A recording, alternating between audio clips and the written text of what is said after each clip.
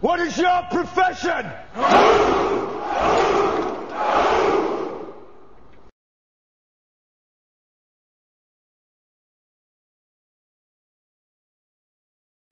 Hello guys, welcome back to my YouTube channel. I'm the Knight and I'll be showing you the Power Necromancer.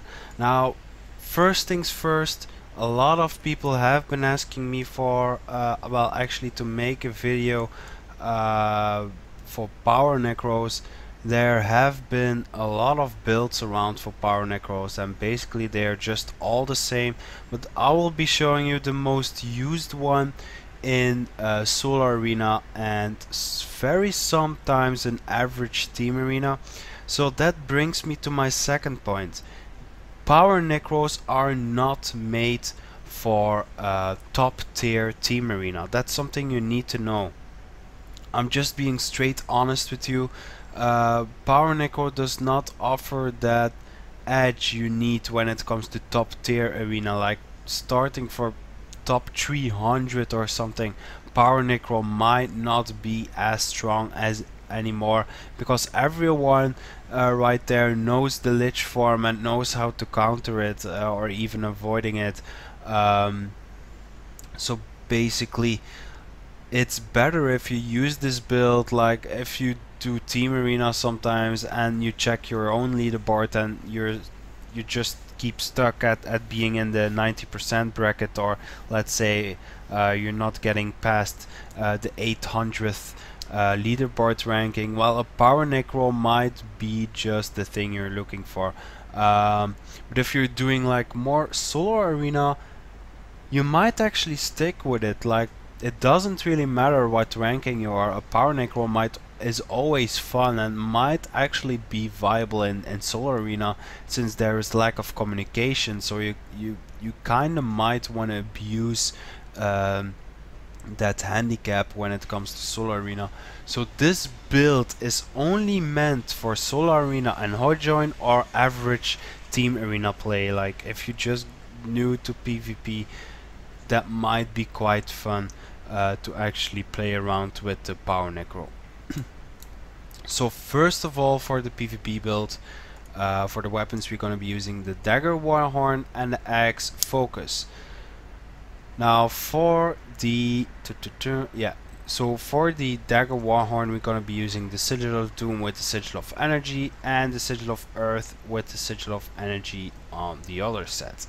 We're going to be using the Runes of Strength, I will explain you why, and the Berserker Amulet. So basically what we're going to do is also kind of focusing on stacking might when using Life Force, but I will explain you that when we go over the traits right here. So we got 6 in Spite, 2 in Curses and 6 in Soul Reaping. So the 6 in Spite is 6, 8 and 12. So basically right here off the bat, Reaper Smite, Life Blast and Plague Blast grant might.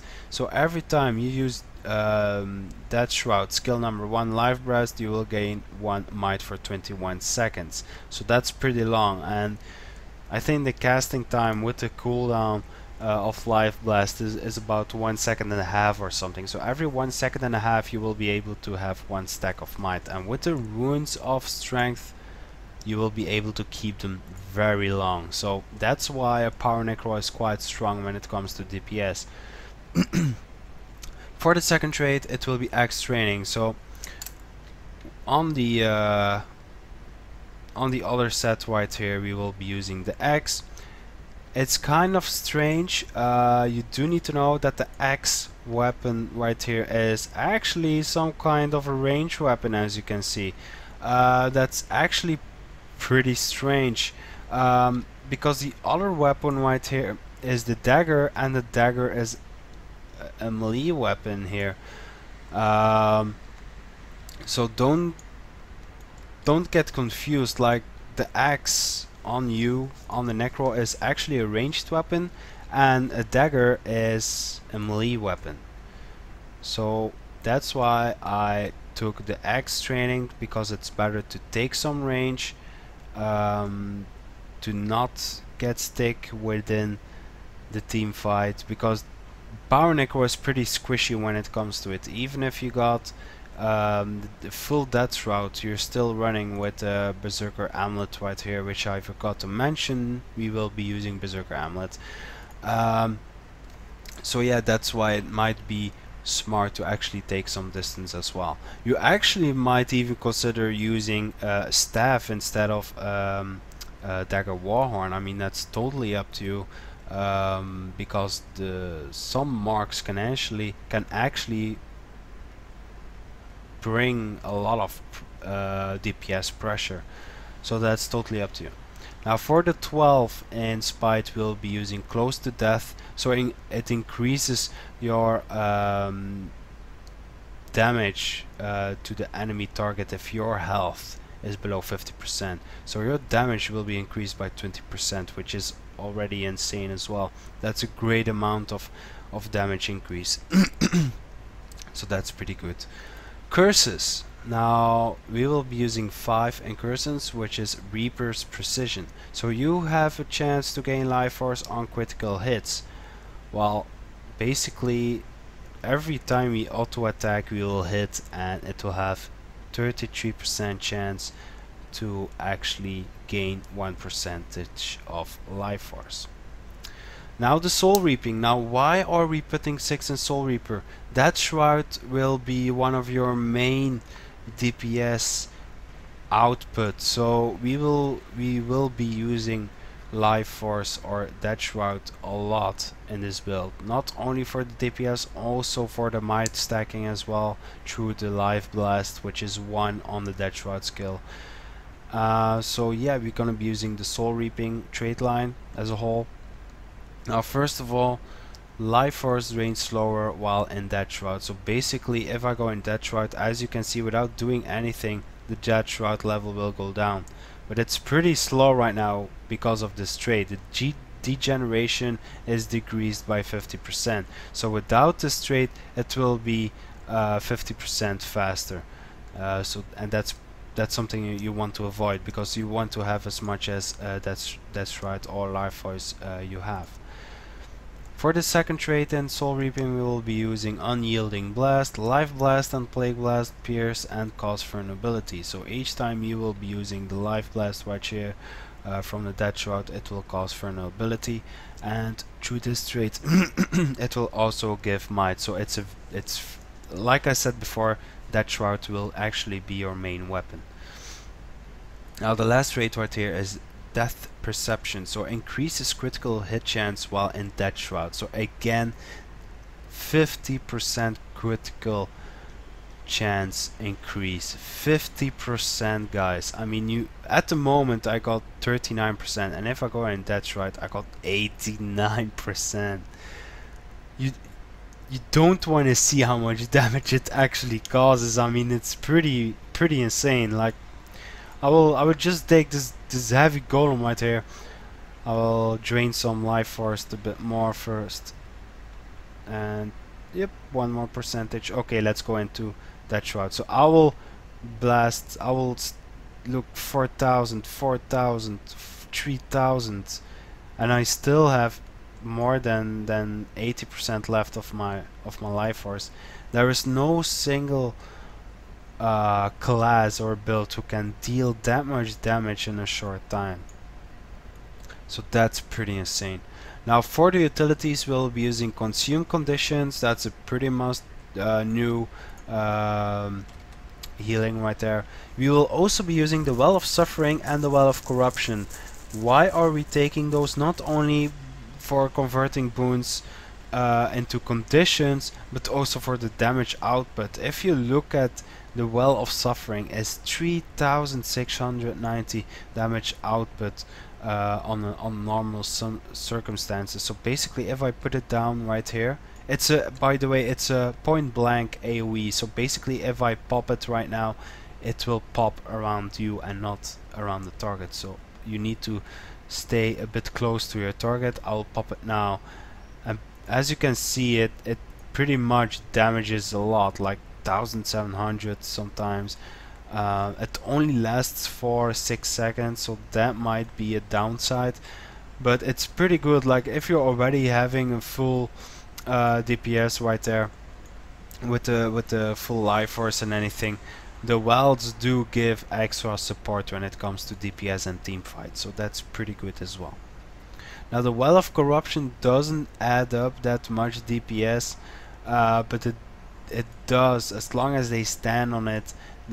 Their boons will be removed, so that's pretty good as well. Now for the third utility, we'll be using spectral armor because it's a stun breaker, and also you will gain a lot of life force back when taking damage. So each time you take damage, you will gain 8% life force back for 6 seconds, so that's pretty good as well. If you more love to be in tight situations, you can go for a spectral walk. You will have less life force converted, but you will be able, like if you activate it right now, like right now I'm in spectral walk, I'm walking around having fun, but I'm in danger now, and I can just teleport to my previous spot where I started spectral walk. So basically spectral walk is quite good actually, because it teleports you back to the point where you started spectral walk, and that's pretty good when it comes to tight situations, because a power Necro doesn't have that much of survivability. Now the most important and annoying thing about the power Necro, and I think all of you might have seen it before, is the lich farm. The amount of damage that can be done by a lich farm is just insane. I will just show you right here on this little fellow.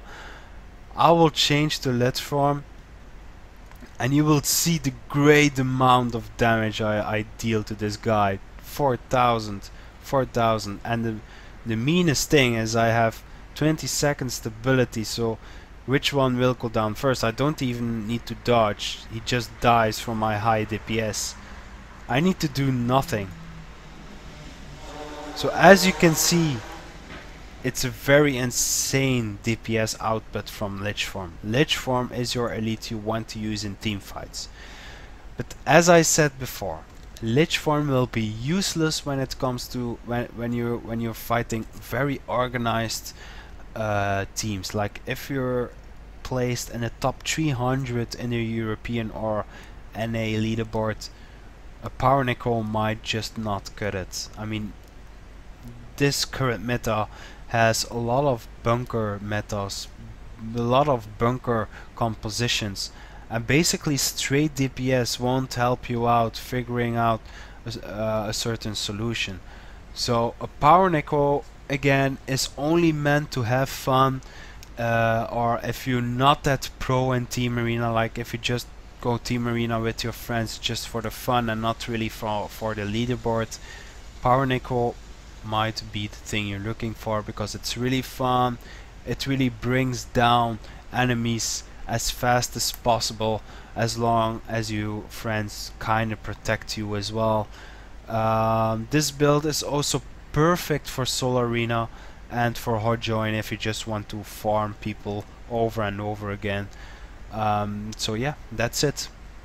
So if you got any questions, just post, comment below, or message me in game through my account name, which you can see in the left bottom corner.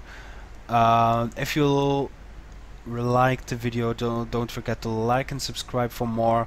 I'm kind of busy in real life with the summer and stuff, but I might be able to post other videos next Thursday. I will actively upload more videos again in about 2-3 weeks. It really depends. I can't say for sure. So yeah, thanks guys for watching. See you guys later. Bye.